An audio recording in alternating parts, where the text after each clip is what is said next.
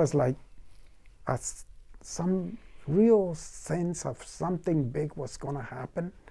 There was in the air, there was this energy, and we weren't quite sure it was. So when my mother came home, said we're on strike, it's sort of like the bomb went off. And she says, yeah, people are marching in the streets. And then I got my crutches, and I went and got in my car, and I went out, and sure enough, about less than a mile from our house, there was this march of people were walking down the middle of the street with signs and saying, join us, we're on strike.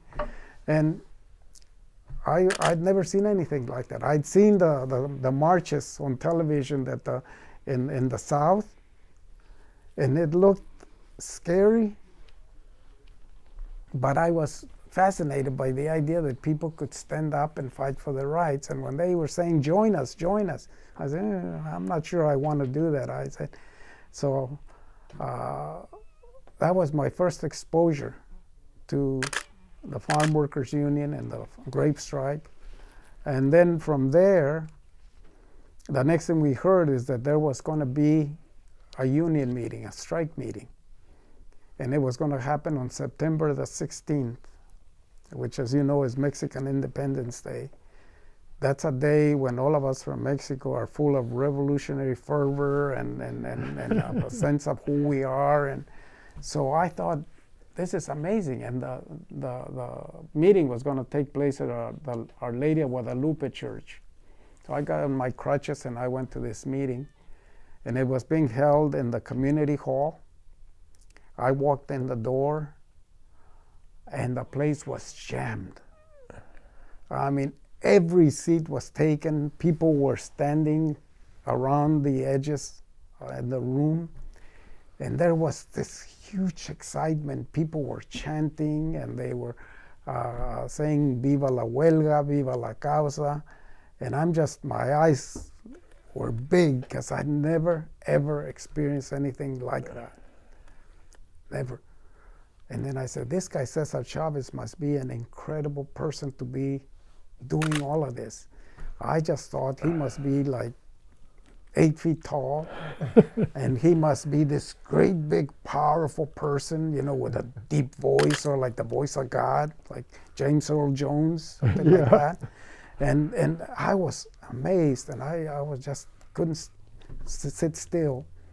And then a guy got up and started speaking, and he looked very distinguished. He looked like David Niven, with the mustache and the whole bit.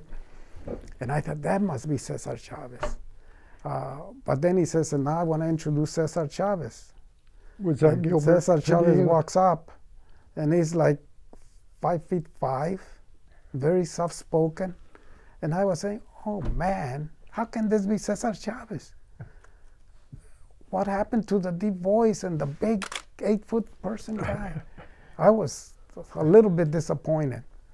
And then César started talking, and he started talking about how even though we were poor, that we were entitled to be treated with respect and with dignity, that the fact that we had to sell our labor didn't mean that the growers owned us, that we had the right to stand up for ourselves.